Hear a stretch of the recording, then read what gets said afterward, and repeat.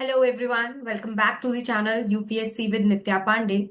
This is the editorial series where we discuss important editorials from The Hindu and Indian Express.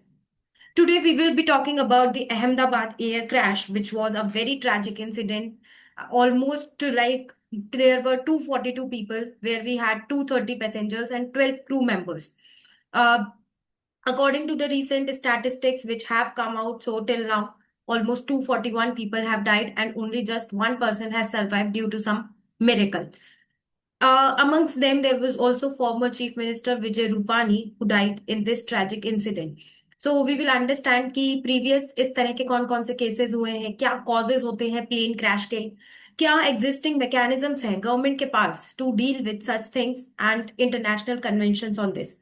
We will also understand कि इस situation में way forward क्या हो सकता है, आगे के लिए हम क्या कर सकते हैं ताकि इस तरह के कोई हादसे ना हो जहां पर कुछ ग्लिचेस, कुछ सिक्योरिटी, इन सब चीजों की वजह से काफी लोगों ने अपनी जान गंवा दी। सिर्फ लॉस ऑफ लाइफ नहीं है, ये उनकी फैमिलीज को भी एक बहुत बड़ा लॉस है। Although the government is coming up, air India is coming up, जहां पे वो बोल रहे हैं कि फैमिली को रिलीफ पैकेजेस देंगे। ठीक है, सही बात है, ये सब किया जा सकता है, लेकिन जो चला गया वो चला गया, आप उसको वापस नहीं ला सकते। The biggest thing is that another topic that we will discuss is the India US trade agreement. क्योंकि हाल ही में यूएस प्रेसिडेंट डोनाल्ड ट्रंप काफी ज्यादा टैरिफ्स वगैरह लगा रहे हैं, तो इस सिनेरियो में इंडिया इज थिंकिंग कि इंडिया यूएस ट्रेड अग्रीमेंट हो जाए, जिससे कि इंडिया के ऊपर इन टैरिफ्स का ज्यादा असर ना पड़े। So today it's 13th of June, let's start.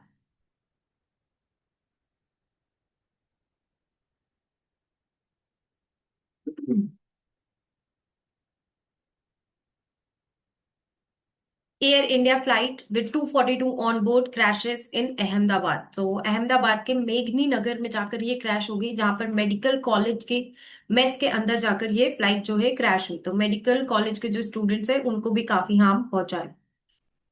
अगर इसको हम यूपीएससी के पर्सपेक्टिव से डिस्कस करें, so we need to understand the challenges in the aviation safety, what are the national and global statistics, causes and the steps taken to mitigate such disasters. We will also discuss a way forward in this direction.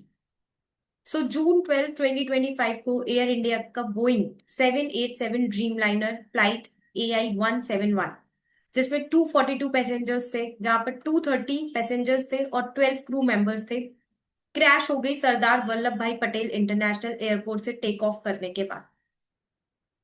ये flight London की तरफ जा रही थी, इसलिए इसमें British nationals भी थे, कुछ पोर्तुगीज भी थे, एक कैनेडियन सिटीजन भी था। This crash marked the first fatal incident involving a Boeing 787 aircraft in India and led to the tragic loss of over 200 lives. ये जो बोइंग है ये ऑलमोस्ट 13 years ओल्ड था। हाउएवर ऐसा बताया जा रहा है कि बोइंग की जो लाइफ टाइम होती है वो सिर्फ 7 साल होती है, तो ये अपनी लाइफ लाइन के डबल था। Gujarat CM Vijay Rupani is also among the dead. ये इंसिडेंट हाईलाइट करता है कि हमें अपना फोकस रिन्यू करने की जरूरत है aviation safety, emergency preparedness and accountability in civil aviation management. अगर हम स्टैटिस्टिक्स की बात करें कि ऐसे पहले कितने इंसिडेंट हो चुके हैं, क्या ये चीज फ्रीक्वेंट है, so India ranks among the top 10 countries in domestic air traffic. Domestic air traffic मतलब दिल्ली से मुंबई, दिल्ली से चेन्नई ट्रैवल करने में, तो India among the top 10 countries है जहां पर लोग फ्लाइट से ट्रैवल करते हैं, ठीक है, within the country, with over 1200 civil aircraft in operation. According to aircraft accident investigation bureau, India reported 24 aviation incidents. तो 24 एविएशन एक्सीडेंट्स हमने 2022 में देखे थे। तो ये दिखा रहा है कि एविएशन सेफ्टी बहुत ज्यादा सिक्योर नहीं है कंट्री में, और इसके लिए स्टेप्स लेने की जरूरत है। क्यों ये सिक्योर नहीं है? क्योंकि ऑलरेडी एविएशन इंडस्ट्री में बहुत सारे एक्सपेंसेस होते हैं, तो उसके बाद कंपनी सिक्योरिटी वगैरह पे ज्यादा ध्यान नहीं देते हैं। डीजीसीए की 2020 रिपोर्ट ने भी 1090 सेफ्टी वायलेशंस हाईलाइट किए हैं। तो यहां से मुझे एक चीज याद आ रही है that I watch a YouTube channel Flying Beast, and Flying Beast is a pilot, Gaurav Taneja. तो फ्लाइंग बीस्ट ने एयर एशिया छोड़ा था, और जब उसने वो एयर एशिया छोड़ा था तो वो बहुत सारी यही चीजें बता रहा था कि सेफ्टी वायलेशंस हो रहे हैं। There might be some personal reasons as well, but as a pilot he time and again उन्होंने काफी बार हाईलाइट किया है कि एविएशन में कितनी सारी सेफ्टी वायलेशंस होते हैं। तो अब तो मतलब आपको फ्लाइट में चढ़ने से पहले भी हमें कितना डर लगेगा, हमें पता ही नहीं है हम इसमें सेफ है कि नहीं है, क्योंकि प्रॉपर सिक्योरिटी प्रोटोकॉल्स फॉलो नहीं किए जा रहे हैं। ग्लोबल लेवल पे अगर हम देखें तो international civil aviation organisation 67 major accidents worldwide देखने को मिले 2023 में, विद ओवर 800 फेटेलिटीज। ये सारा डेटा आपको याद करने की जरूरत नहीं है, this is just to show you an analysis the extent of the aviation safety at national and global level. एक डेटा आप नेशनल लेवल का याद कर लीजिए और एक डेटा आप ग्लोबल लेवल का याद कर लीजिए, that would be sufficient. Air India itself had logged over 8,000 takeoffs and landings on the crashed aircraft. This is ये बता रहे हैं कि लाइक जो ये बोइंग 787 है ना, इसका क्या डिटेल है, कितना इसने कितना ट्रैवल किया है, तो 41,000 फ्लाइट आवर्स है और 8,000 टेक ऑफ्स और लैंडिंग्स तो इसकी लॉग की गई। अब जनरल कॉजेज क्या होते हैं एयरक्राफ्ट क्रैशेस के, तो टेक्निकल मैल फंक्शन हो सकता है, ठीक है, कुछ टेक्निकल इशू हो सकता है, जैसे कि इथोपियन एयरलाइंस फ्लाइट 2019 में जहां पर बोइंग 737 क्रैश किया ड्यू टू सॉफ्टवेयर ग्लिचेस। अब सॉफ्टवेयर ग्लिच भी ऑब्वियसली, अगर आप पूरा टेक्निकल फॉल्ट सब कुछ जो टेस्टिंग वगैरह करते रहते हैं, जितनी देर हम फ्लाइट में बैठते हैं, यहाँ से ये गाड़ी आ रही है वो गाड़ी आ रही है, ये सब जो चीजें होती है आप प्रॉपरली करेंगे तो टेक्निकल ग्लिच कैसे होगा, ठीक है। The Ahmedabad crash reportedly involve a technical fault with in 2 minutes, मतलब आप सब चीजें चेक कर रहे हैं फिर भी 2 मिनट के अंदर ही, इतनी जल्दी, अभी तो टेक ऑफ ही की थी फ्लाइट, इतनी जल्दी एक टेक्निकल फॉल्ट भी हो गया। पायलट एरर या ह्यूमन फैक्टर्स भी हो सकते हैं, जैसे कि ह्यूमन एरर है, ठीक है, पायलट ने कुछ मिस्टेक्स कर दी, प्रॉपरली ट्रेन नहीं है, overshooting the runway due to adverse weather etcetera, proper maintenance नहीं हो रहा है, प्रॉपर इंस्पेक्शंस नहीं हो रहे फ्लाइट के, कि प्रॉपर सेफ्टी वायलेशंस फॉलो किए जा रहे हैं कि नहीं किए जा रहे हैं, older aircraft fleets without proper upgradation और मेंटेनेंस, इससे और ज्यादा रिस्क बढ़ जाता है। जैसे कि ये 13 साल पुराना एयरक्राफ्ट था, तो इसको आप प्रॉपरली अपग्रेड कीजिए, ठीक है। हमारे घर में जो गाड़ियां होती हैं उनकी प्रॉपर सर्विसिंग करते हैं कि नहीं करते हैं, अगर नहीं करेंगे तो हमारी लाइफ को रिस्क है, तो सिमिलरली ये एयरक्राफ्ट है, इस पे भी पूरा ध्यान देने की जरूरत है। Lack of regular DGCA audits was criticized after the 2021 crash of a private charter in Mumbai। ठीक है, अब कई बार वेदर और एक्सटर्नल फैक्टर्स भी हो सकते हैं, कुछ टर्बुलेंस वगैरह हो गया, वो हमारे हाथ में नहीं है, ओके। जैसे कि मैंगलोर क्रैश हुआ था 2010 में। फिर इंफ्रास्ट्रक्चर कंस्ट्रेंट्स है, फॉर एग्जांपल लिमिटेड इमरजेंसी, जैसे ही कुछ क्रैश होने वाला है, कुछ भी होने वाला है, तो जो इंफ्रास्ट्रक्चर इतना अच्छा नहीं है, जिसकी वजह से इमरजेंसी रिस्पॉन्स यूनिट लिमिटेड है, एयर स्पेस जो है वो क्राउडेड रहता है, आउटडेटेड एटीसी टेक्नोलॉजी है, तो हर फ्रंट पे हमको काम करने की जरूरत है, चाहे वो इंफ्रास्ट्रक्चर हो, चाहे पायलट्स की प्रॉपर ट्रेनिंग हो, be it addressing the technical glitches etcetera. Now let us understand what are the national efforts towards air safety. तो इसमें जैसे कि हम देख सकते हैं डीजीसीए कुछ रिफॉर्म्स लेकर आए हैं, जैसे कि implementation of safety management systems, mandatory flight duty timeline limitations, ताकि फटीग को प्रिवेंट करे। तो इसमें क्या होता है, मैंडेटरी फ्लाइट ड्यूटी मतलब इसमें कुछ ऐसे प्रोविजंस होते हैं कि अगर आपने एक फ्लाइट लिया है उसके कुछ घंटे बाद इतने घंटे का आपका रेस्ट होना चाहिए, इतने घंटे की स्लीप होनी चाहिए एक्सेट्रा, ताकि जो पायलट है, जो क्रू है, वो फटीग्ड ना हो, ठीक है, उनको प्रॉपरली वो पूरे ध्यान से, उनके ऊपर पीछे बैठे हुए 200-300 लोगों की जिम्मेदारी होती है, तो पूरे ध्यान से उसको वो लेकर जाए। फिर एयरक्राफ्ट एक्सीडेंट इन्वेस्टिगेशन ब्यूरो, इसने ये जो आईसीएओ के नॉर्म्स, दैट इज जो हमारा इंटरनेशनल सिविल एविएशन ऑर्गेनाइजेशन है, उसके जो नॉर्म्स वगैरह होते हैं उसके अकॉर्डिंग इसको हमने बनाया, ताकि प्रॉपर इन्वेस्टिगेशन करे जब भी कोई प्लेन क्रैश हो रहा है, जैसे कि अभी ये अहमदाबाद वाला हुआ, तो इसके पीछे के क्या रीजन थे, व्हाट वर द कॉजेज। जब हम इसकी प्रॉब्लम्स आइडेंटिफाई करेंगे तो आगे फिर दूसरे प्लेन पे उस पर वर्क कर पाएंगे, ताकि आगे कोई इस तरह का इंसिडेंट ना हो। Then we also have the Udan scheme, जो कि रीजनल कनेक्टिविटी पे तो फोकस कर रहा है, बट ये इंफ्रास्ट्रक्चर डेवलपमेंट पे भी फोकस कर रहा है, स्पेशली और सेफ्टी पे स्मॉलर एयरपोर्ट्स में। फिर हमारे पास civil aviation safety advisory council है, जो कि सेफ्टी स्टैंडर्ड्स को रिकमेंड करती है, और इसकी 2022 रिपोर्ट में फ्लैग किया गया कि need for AI based maintenance forecasting tools.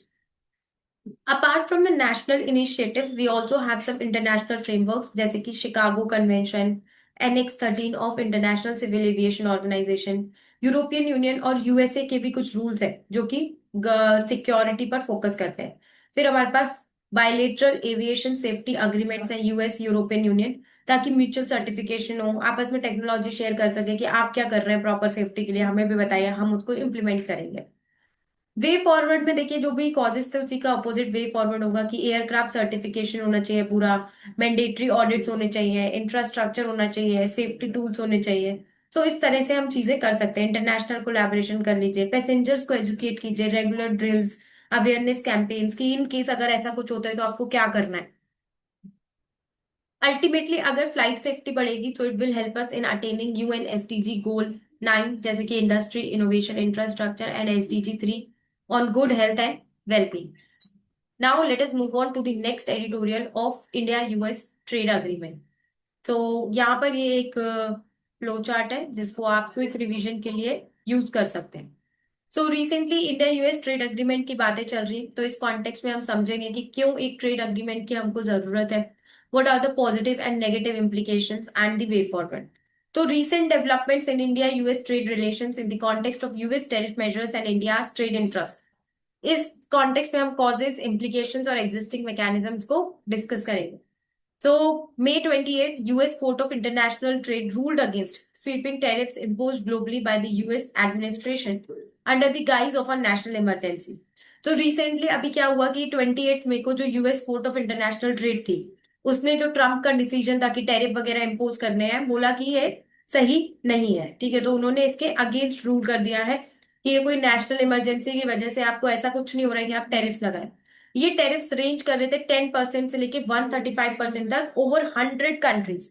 100 से ज्यादा देशों पर ये टैरिफ्स लगाए जा रहे थे। ट्रेड नॉर्म्स, जुडिशियल लिमिट्स, इन सबको ये वायलेट कर रहे थे। और ये केस इनडायरेक्टली अफेक्ट कर रहा था इंडिया यूएस ट्रेड टॉक्स को which have been in limbo since the breakdown during the Trump administration trade war strategy. जो अभी हाल ही में अब इसी कॉन्टेक्स्ट में इंडिया यूएस एक ट्रेड डील करने के बारे में सोच रही है, जो कि एड्रेस करेगा लॉन्ग स्टैंडिंग इश्यूज, चाहे वो टैरिफ से रिलेटेड हो, डिजिटल टैक्सेस के हो, इन्वेस्टमेंट प्रोटेक्शन के हो, या मार्केट एक्सेस के हो। एक बार थोड़ा सा, ऑल दो यूएस टैरिफ वॉर पे मैं काफी एडिटोरियल्स आप लोगों के साथ डिस्कस कर चुकी हूँ, बट थोड़ा सा अभी बता देती हूँ। तो बेसिकली यूएस का ट्रेड डेफिसिट चल रहा है काफी कंट्रीज के साथ, चाहे वो इंडिया हो चाहे वो चाइना हो। तो इस कॉन्टेक्स्ट में उसने क्या किया कि टैरिफ लगाना स्टार्ट किया। तो अब इसका जैसे कि किस तरह के टैरिफ्स थे, प्रोटेक्शनिस्ट मेजर्स थे, ये बोल रहे हैं नेशनल इमरजेंसी। नेशनल इमरजेंसी क्यों? अब जैसे क्या हो रहा है कि ट्रेड डेफिसिट है तो दूसरी कंट्रीज के प्रोडक्ट्स यहाँ पे बिक रहे हैं, यूएस वाले अपने डोमेस्टिक प्रोड्यूस प्रोडक्ट्स नहीं सेल कर पा रहे हैं। So that is why he was saying this is a national emergency, और मेनली चाइना को टारगेट कर रहा था। बट इससे क्या हुआ, क्योंकि टैरिफ तो वो सब पे प्रोडक्ट्स पे लग रहे हैं, तो इंडिया और यूरोपियन यूनियन की कंट्रीज के ऊपर भी लग रहे हैं। अब इससे लीगल चैलेंज भी है, क्योंकि यूएस की जो कोर्ट है उसने रूल किया कि executive over reach constitutional limits, warning that invoking national emergency does not justify rewriting international trade commitments. National emergency का मतलब ये नहीं है कि आप इंटरनेशनल ट्रेड कमिटमेंट्स को फॉलो नहीं करेंगे। इससे और क्या हुआ, साथ में चाइना ने कहा तुम लगाओगे तो हम भी लगाएंगे टैरिफ। क्रिएटेड, इससे अनसर्टेनिटी भी हो गई सप्लाई चेन्स में कि अब सप्लाई चेन क्या होता है, जैसे कि सपोज करो कोई कार कहीं पे बन रही है तो उसमें डिफरेंट डिफरेंट पार्ट्स होते हैं जो अलग अलग कंट्रीज से आते हैं, तो यूएस ने एकदम से टैरिफ्स लगा दिए। तो अब जो चाइना में जो लोग प्रोड्यूस कर रहे थे, वियतनाम में कर रहे थे, अब वो सोच रहे हैं कि इसको हम कहाँ भेजें, तो वो पूरी सप्लाई चेन अफेक्ट हो जाती है। इंडिया को भी रिमूव कर दिया गया था जनरलाइज सिस्टम ऑफ प्रेफरेंसेस से 2019 में, जिसने $5 बिलियन वर्थ ऑफ एक्सपोर्ट्स जो इंडिया कर सकता था वो अफेक्ट किया। इंडिया ने इसके इसके पलट में इसके लाइक रिटेलिएट करने के लिए रिटेलिएटरी टैरिफ्स लगाए 29 यूएस गुड्स पे, including apples, almonds, walnuts etcetera. अब सबसे बड़ी बात है कि ये इंडिया यूएस ट्रेड अग्रीमेंट की जरूरत क्यों है। तो सबसे पहले तो जैसे कि ये टैरिफ्स वगैरह से डील करने के लिए, ज्यादा से ज्यादा ट्रेड हो सके, इन्वेस्टमेंट हो सके। So first of all US का कंसर्न है कि ट्रेड डेफिसिट है इंडिया के साथ। यूएस कह रहा है कि हमारा 35 से लेके $40 बिलियन ट्रेड डेफिसिट है। हम यूएस कह रहा है कि वी डोंट वांट दिस, ठीक है, हम इतना ट्रेड डेफिसिट नहीं सहेंगे। तो वो कह रहा है कि इसको बैलेंस करना है। So India is one of the few major economies with trade surplus with the US driven by. हमारा ट्रेड सरप्लस इसलिए क्योंकि हम फार्मा, टेक्सटाइल ये सब भेजते हैं, तो ये एक कंसर्न है। इसको रिजॉल्व करने के लिए US India trade agreement is needed. Then India चाहता है कि ग्रेटर एक्सेस मिले यूएस मार्केट्स को, मार्केट्स में इंडिया को ग्रेटर एक्सेस मिले, जैसे कि एग्रीकल्चर, टेक्सटाइल्स, स्किल्ड लेबर। सबसे बड़ी बात है ये H1B वीजा वर्कर्स, ठीक है, जिसको यूएस जब चाहे तब वापस भेज देता है, कैंसिल कर देता है, ये सब। तो इंडिया को इसमें मार्केट एक्सेस चाहिए। तो ये इशू रिजॉल्व करना चाहते हैं ये लोग इंडिया यूएस ट्रेड अग्रीमेंट के साथ। यूएस को भी इम्प्रूव्ड एक्सेस चाहिए हमारे डेयरी, पोल्ट्री, डिजिटल सर्विसेज और ई कॉमर्स फॉर्म्स के साथ। फिर इंडिया में जो एक इक्विलाइजेशन लेवी लगता है foreign digital platforms, equalisation levy मतलब गूगल, अमेजोन, ये सब हमारे यहाँ की सर्विसेज यूज कर रहे हैं, तो इन पे हम एक टैक्स लगाते हैं 2% का। तो जिसको यूएस बोल रहा है कि ये डिस्क्रिमिनेटरी है, तो इसके रिगार्डिंग बात करेंगे इंडिया यूएस ट्रेड अग्रीमेंट में। फिर इन्वेस्टमेंट के लिए भी इसके पॉजिटिव इम्प्लीकेशंस हो सकते हैं कि बायलेटरल ट्रेड को पुश कर सकता है by $250 billion plus in the next 5 years। Electronics, pharma, agriculture, defence, manufacturing, इन सबको बेनिफिट हो सकता है। स्ट्रैटेजिक लीवरेज मिलेगा हमें, इंडो पैसिफिक पार्टनरशिप को स्ट्रेंथन करेगा, चाइना का इन्फ्लुएंस हम काउंटर कर सकते हैं, और इंडिया की स्ट्रैटेजिक ऑटोनॉमी भी बनी रहेगी। मेक इन इंडिया को बूस्ट देगा, क्योंकि जितना ज्यादा हम दूसरी कंट्रीज को एक्सपोर्ट कर पाएंगे उतना ज्यादा खुद के देश में बनाएंगे। खुद के देश में बनाना मतलब make in India. Negative implications हो सकते हैं कि मे बी जैसे कि डिजिटल सर्विस टैक्स हमको विड्रॉ करना पड़ सकता है, जिससे कि हमारी पॉलिसी ऑटोनॉमी का लॉस हो रहा है। सेक्टोरल वल्नरेबिलिटी हो सकते हैं, यूएस डिमांड कर रहा है डेयरी पोल्ट्री एक्सेस, तो जिससे कि इंडिया के जो स्मॉल फार्मर्स हैं, डोमेस्टिक स्टैंडर्ड्स हैं एक्सेट्रा, इनको हार्म हो सकता है।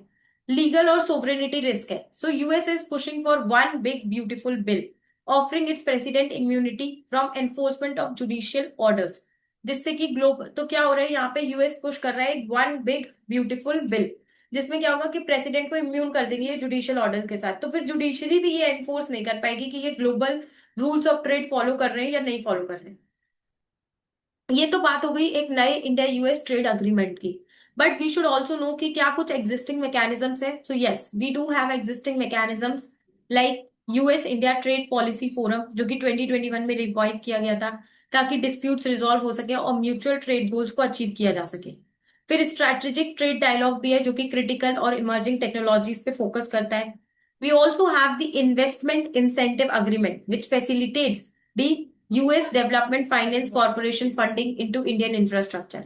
क्वाड है हमारे पास, इंडो पैसिफिक इकोनॉमिक फ्रेमवर्क है। वे अहेड क्या हो सकता है कि ट्रेड और सोवरेनिटी दोनों को हम बैलेंस करें, डोमेस्टिक और इंटरनेशनल रूल्स को। डब्ल्यूटीओ के साथ कंपैटिबल जो नॉर्म्स है उनको फोकस करना है। डिजिटल कोऑपरेशन में डिजिटली आप लोग आपस में अपना नॉर्म्स लेकर आइए, डिस्प्यूट मैकेनिज्म्स को और ज्यादा स्ट्रेंथन करें और इंक्लूसिव ग्रोथ पे फोकस करना है। अल्टीमेटली हमें एक बैलेंस्ड रूल बेस्ड और म्यूचुअली बेनिफिशियल ट्रेड अग्रीमेंट की नीड है। So this was all about today's editorial analysis. इसकी पीडीएफ आपको मेरे टेलीग्राम चैनल यूपीएससी विद नित्या पांडे में मिल जाएगी। Thank you for watching this video and good luck everyone.